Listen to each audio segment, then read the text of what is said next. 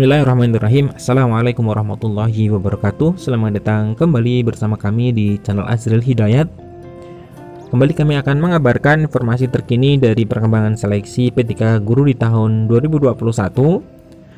Akan kami sampaikan informasi terbaru terkait dengan pelaksanaan P3K ini.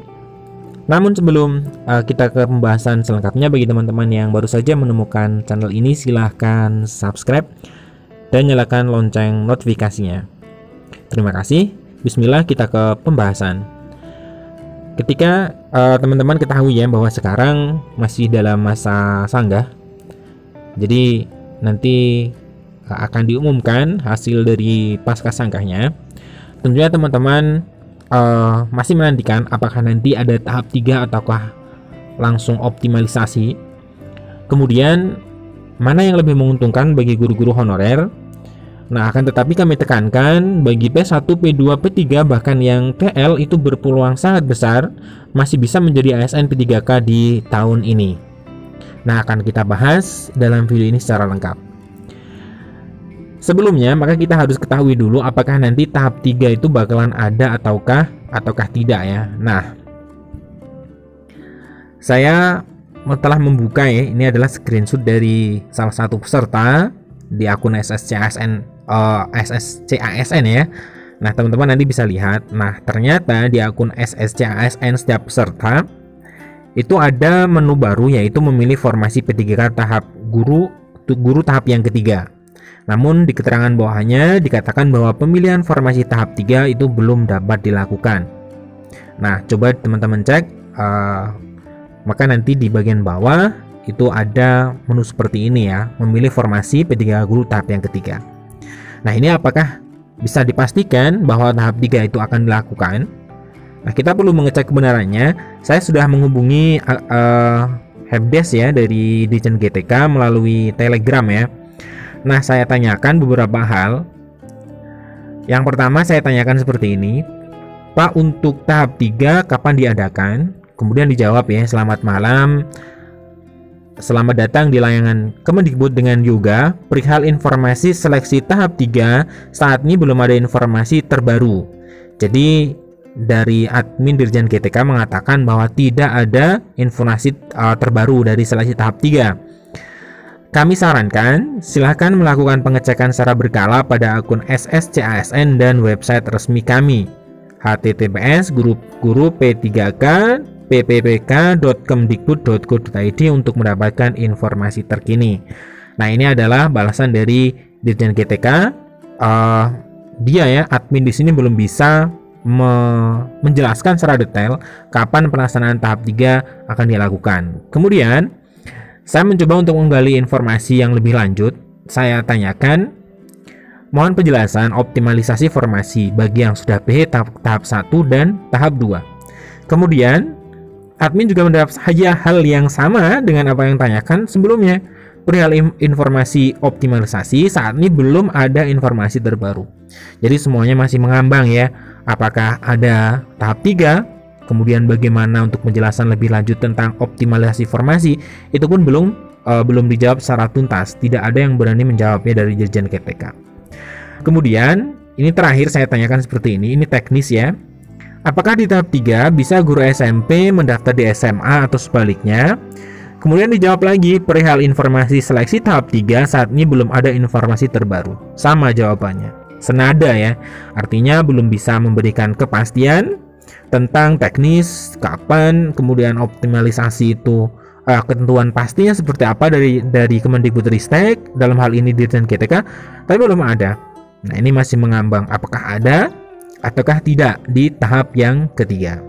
Kan tahap yang dilakukan, apakah langsung optimalisasi? Tentunya mana yang lebih menguntungkan bagi honorer. Jadi bagi guru-guru honorer, ini adalah screenshot ya dari pemerintah Aceh, hasil dari seleksi P3K tahap 2 guru agama Islam ya, formasinya. Nah, kalau kita lihat ini banyak sekali pelamarnya, dan yang mendapatkan P1 itu ada 1, 2, 3, 4, 5, 6, 7 orang mendapatkan P1, dan cuma 1 yang lolos P1L karena formasinya adalah 1. Nah, kemudian untuk P3-nya ada 1, 2, 3, 4, 5, 6, 7, 8, 9, 10, 11. Ada 11 orang yang mendapatkan P3.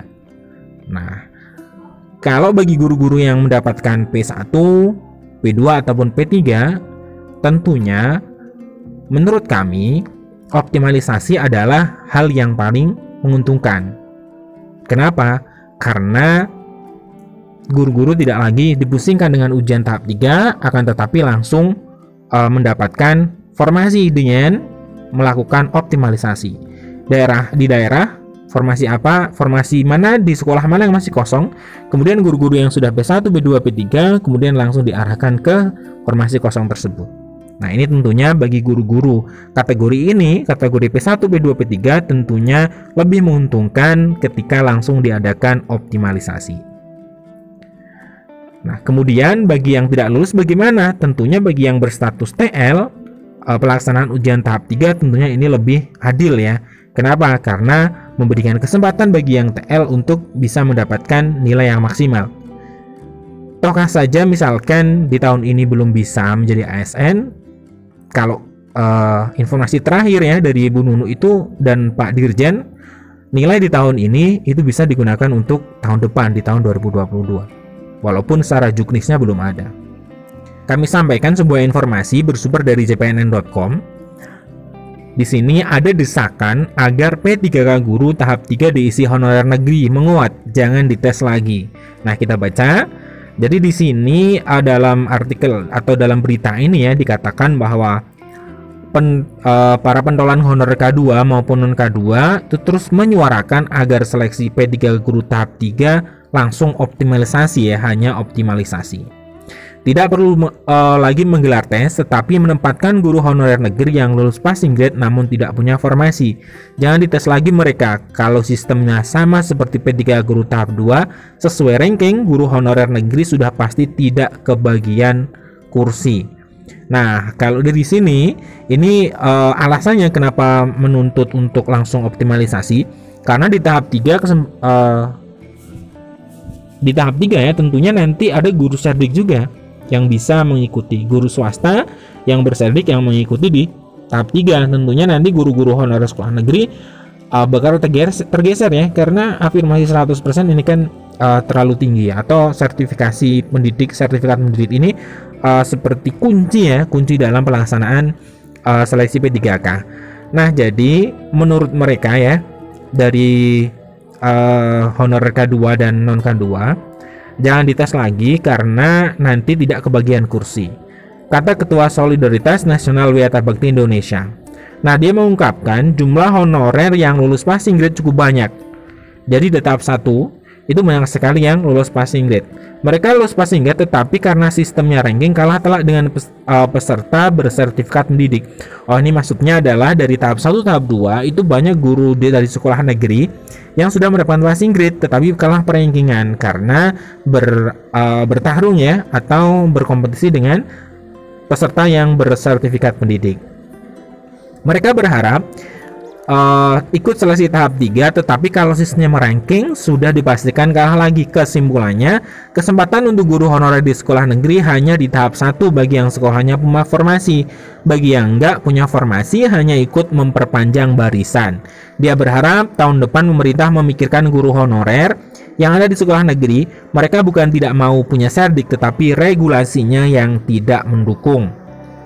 Nah, untuk tahun depan ya harapannya memikirkan ya untuk guru honorer sekolah negeri yang tidak bersertifikat mendidik.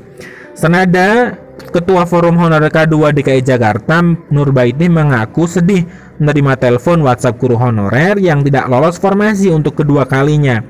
Mereka down bila harus ikut tes lagi dan sistemnya tidak diubah. Apa pemerintah membenarkan jeritan hati guru-guru honorer ini? Jangan tes lagi mereka, berikan formasi tahap 3. Nah, ini adalah tuntutan dari guru-guru honorer ya melalui organisasi guru honorer non K2, guru honorer K2, kemudian Wiyata Bakti Indonesia dan lain sebagainya untuk langsung melakukan optimalisasi. Di tahap 3 langsung optimalisasi. Tidak ada ujian seleksi kompetensi untuk tahap yang ketiga. Sekian informasi dari kami. Nanti untuk perkembangannya akan kami terus kabarkan insya Allah. Tapi yang terpenting teman-teman tetap semangat ya, tetap optimis saja untuk bisa menjadi ASN. Insya Allah nanti akan ada jalan ya, akan ada jalan yang akan diberikan yang terbaik bagi teman-teman. Tetap semangat. Terima kasih. Assalamualaikum warahmatullahi wabarakatuh.